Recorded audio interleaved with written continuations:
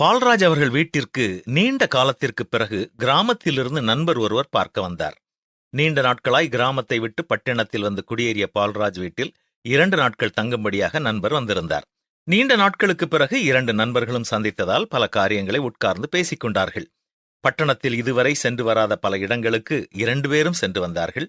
2வது நாள் மாலை நண்பர் ஊருக்கு புறப்படும் பொழுது, பால்ராஜ், ஒரு காரியம் நான் உங்களுக்கு சொல்ல வேண்டும்.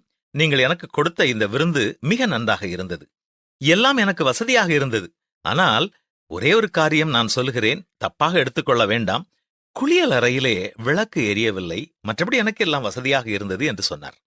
உடனே பால்ராஜ், ஓ அப்படியா, எல்லா விளக்குகளும் எரிய வேண்டுமே, இந்த சுவிட்சை போட்டாயா என்று ஒரு சுவிட்சை போட்டு காட்டினார். அப்பொழுது விளக்கு எரிந்தது. ஓ, சுவிட்ச் இங்கே இருக்கிறதா, நான் இதை கவனிக்கவில்லை என்று பதில் கூறினார். நண்பரினுடைய செயல் ஒருவேளை உங்களுக்கு வேடிக்கையாக தெரியலாம். ஆனால் நம்மில் பலர் இந்த நண்பரைப் போலத்தான் இருக்கின்றோம். அவருக்கு மின்சாரம் இருக்கிறது என்பது தெரியும், சுவிட்சை போட்டால் விளக்கு எரியும் என்பதும் தெரியும். ஆனால் அந்த சுவிட்சை போடவில்லை. 2 நாட்கள் இருளிலேயே இருந்தார். அவர் இருளில் இருப்பதை பொறுத்து கொண்டு, அல்லது அந்த சிரமத்தை பெரிதாக எடுத்துக்கொள்ளாமல், அல்லது இத்தனை நன்மையான காரியங்களை செய்து கொடுக்கும் போது இதைப் போய் அவரிடம் கேட்க வேண்டுமா என்று கூட எண்ணியிருக்கலாம்.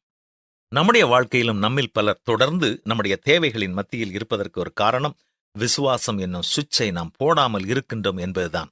கர்த்தர் வல்லமை உள்ளவர் என்பது நமக்கு தெரியும். அவர் தேவைகளை சந்திக்கிறவர் என்பது நமக்கு தெரியும். ஆனால் நீ விசுவாசித்தால் தேவனுடைய மகிமையை காண்பாய் என்னும் சுவிட்சை போட மறந்து விடுகிறோம்.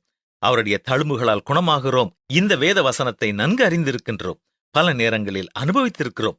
பிறருக்கு பிரசங்கித்திருக்கிறோம். அப்படி இருந்தும் கர்த்தர் எனக்கு சுகம் தருவார் என்பதை விசுவாசியாமல் இருப்பதால் இன்னும் நாம் பெற்றுக்கொள்ளாமல் இருக்கிறோமோ என்பதை சிந்தித்து பார்க்க வேண்டும். இன்று முதல், கர்த்தாவே, எனக்கு நீர் சுகத்தை கொடுத்ததற்காக உமக்கு நன்றி என்ற விசுவாச அறிக்கை செய்வோமா? கர்த்தர் எனக்காக யாவையும் செய்து முடிப்பார் என்பதுதான் நமக்கு இருக்க வேண்டிய ஆழமான விசுவாசம். உங்கள் விசுவாசத்தின்படியே உங்களுக்கு ஆகக்கடவது என்பதுதான் இயேசுவின் வார்த்தையும் கூட. கடவுளின் மீது அன்பு கூறுவோம் என்பதின் முழு வெளிப்பாடு அவரில் விசுவாசம் வைப்பதே. இன்று முதல் நம்பிக்கையோடு கடவுளுக்கு நாம் நன்றி செலுத்துவோமா?